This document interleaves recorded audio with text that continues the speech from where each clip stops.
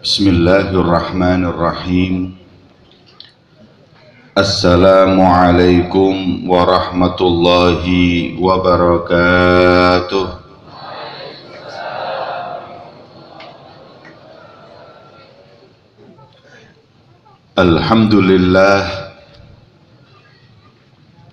Alhamdulillahilladzi hadana lihadza wa ma kunna linahtadiya laula an hadanallah.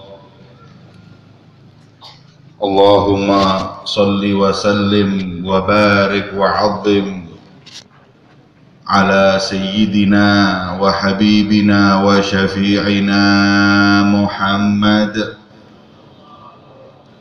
al-fatih lima ughliq wal khatimi lima sabaq nasiril haq bil haq wal hadi ila siratikal mustaqim sallallahu alaihi wa ala alihi wa sahbihi wa sallam haqqa qadrihi wa miqdarihil azim. Amma ba'd.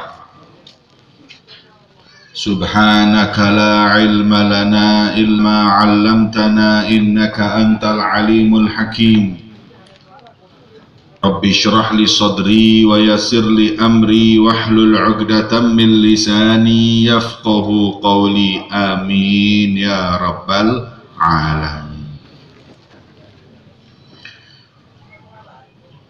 Yang saya muliakan dan saya hormati segenap para alim ulama, para muallim, para ustadz, para kiai, para tengku yang hadir di majelis yang mulia ini. Semoga senantiasa mereka diberi sehat dan panjang umur oleh Allah Subhanahu wa taala.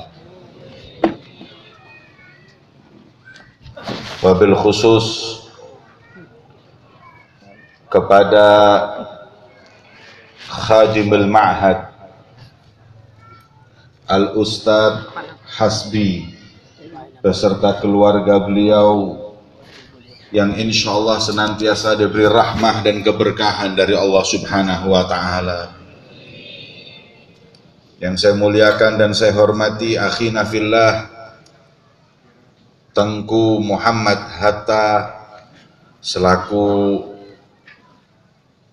Ketua Majelis Muwasalat Bainal Ulama'il Muslimin yang senantiasa diberi inayah oleh Allah Subhanahu wa ta'ala dan diberi istiqomah untuk berkhidmah kepada para pewaris baginda Muhammad sallallahu alaihi wasallam.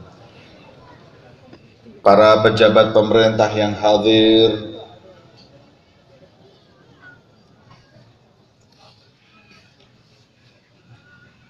Bapak Kapolsek dan segenap hadirin dan hadirat,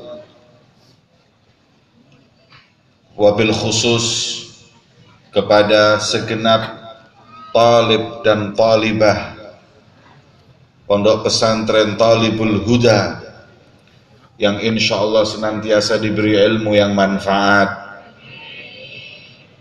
Amin ya rabbal alamin. Alhamdulillah,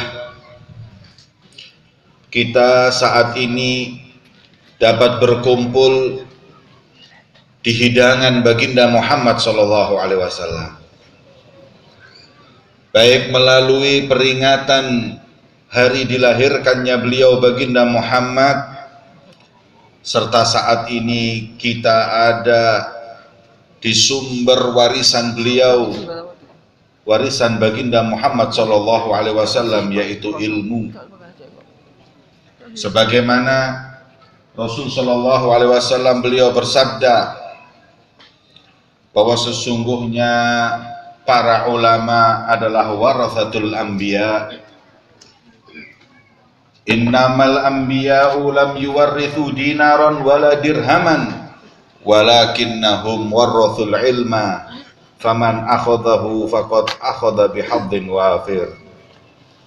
Sesungguhnya para ulama, mereka adalah pewaris baginda Muhammad sallallahu alaihi wasallam. Para nabi dan rasul tidak mewariskan harta, tidak mewariskan dinar maupun rupiah maupun dolar, tapi warisan mereka adalah ilmu, maka barang siapa yang mempunyai ilmu paling banyak berarti punya bagian yang terbesar dari warisan baginda Muhammad sallallahu alaihi wasallam. Allahumma sholli ala Muhammad. Hadirin, warisan itu nilainya tergantung pewarisnya. Warisan nilainya tergantung pewarisnya. Kalau pewarisnya mulia, warisannya mulia. Kalau warisannya hebat. Tapi kalau pewarisnya bukan orang yang hebat, warisannya tidak hebat. Hadirin, orang barat itu apabila mengagungkan orang yang mereka kagumi, warisannya pun jadi mahal. Ada penyanyi tahun 60-an, ini yang tua-tua tahu. Kalau yang muda-muda nggak tahu. Ada penyanyi tahun 60-an namanya Elvis Presley. Itu celana dalamnya dilelang laku 10 miliar.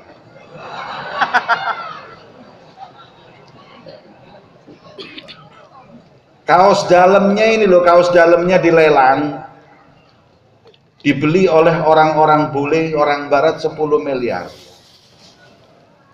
Pak, kaos dalam Anda dilelang laku berapa, Pak? Jangan lagi orang lain, istri bapak aja nggak kuat. Dijual nggak laku, paling dibuat lap di rumah. Tapi Elvis 10 miliar. Kenapa? Karena orang barat menganggap hebat orang tersebut, maka kaos dalamnya pun mahal walaupun mestinya nggak ada nilainya. Kaos dalamnya Elvis sama kaos dalam kita sama, tinggal yang membedakan pewarisnya siapa. Pak, berapa tahun yang lalu ada seorang pemain sepak bola, Ronaldo radhiyallahu anhu. Kalau sudah menyebut Ronaldo, masya Allah kayak sahabat. Kenal manakibnya itu hafal. Ronaldo lahir tahun berapa, anaknya siapa, tahu. Tapi kalau ditanya anak Rasulullah aja kadang nggak tahu, hadirin. Subhanallah. Makanya saya katakan radhiyallahu anhu tadi. Ronaldo datang ke Jakarta, pakai baju yang dia pakai untuk Piala Dunia beberapa saat yang lalu. Maka barang siapa yang ingin memakai baju dan foto, diperkenankan dan membayar setiap orangnya 5 juta rupiah.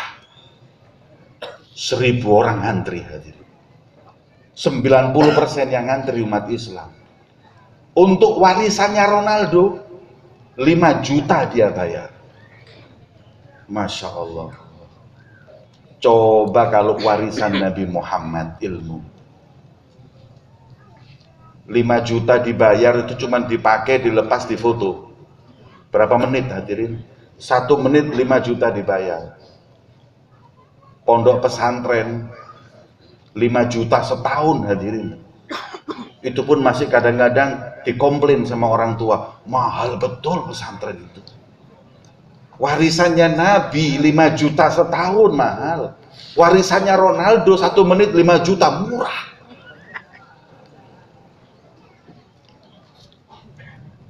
Maka pewaris yang menentukan mahal dan tidaknya warisan. Imam Muhammad Al-Baqir punya anak Imam Ja'far Shadiq. Imam Ja'far Shadiq belajar ngaji sama guru ngaji. Ketika apal surat Fatihah, guru ngajinya diberi hadiah 120 ekor onta. Kaget guru ngaji nih. Untung aja gak stroke, hadirin.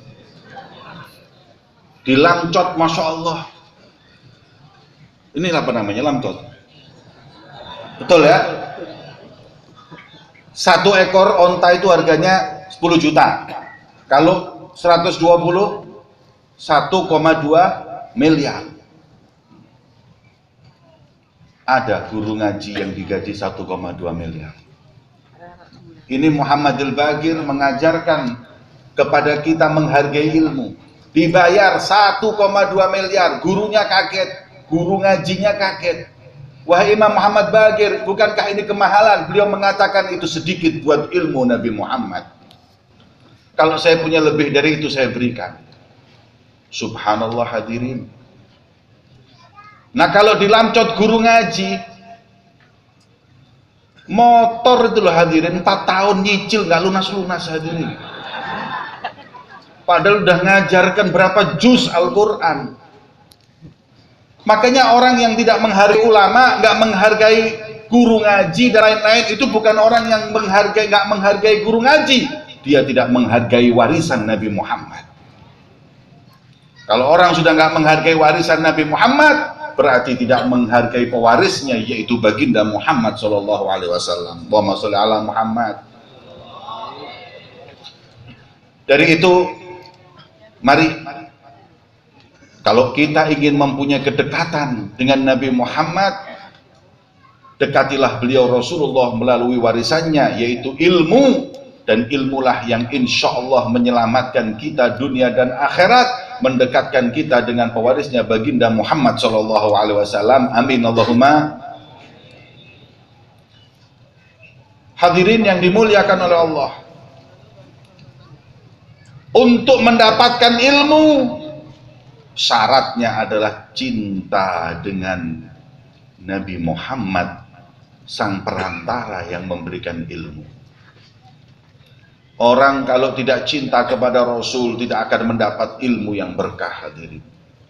Tadi saya dengar Al-Ustadz Hasbi, Tengku Hasbi menyampaikan wiridnya, bacaannya Imam Sya'rani tiap habis sholat. Allahumma habibni ilan nabi wa habibin nabi ilayya. 10 kali beliau baca setiap sholat. Ya Allah, tambahlah kecintaanku kepada Nabi Muhammad dan tambah kecintaan Nabi Muhammad kepadaku. Karena orang tidak akan berhasil mendapat ilmu yang manfaat tanpa cinta kepada Nabi Muhammad. Allahumma sholli ala Muhammad. Di Hadramut ada seorang ulama namanya Al-Habib Hasan bin Ismail Al-Hamid. Di pondok pesantrennya itu, kalau yang mau menuntut ilmu di sana, persyaratannya beliau berkata, la yakunu talibul ilm. Seorang belum dikatakan santri apabila lebih dari 40 hari tidak bermimpi Nabi Muhammad. La yakun talibul ilm. Kalau ada santri, ada penuntut ilmu sampai 40 hari nggak mimpi berjumpa dengan Nabi, kata beliau ini bukan santri, nggak pantas jadi santri. Kenapa? Tiap hari yang dihadapi warisan Rasulullah, tiap hari yang dihadapi hadis Nabi Muhammad, tapi nggak pernah jumpa dalam mimpinya kepada Nabi Muhammad, aib. Bukan santri.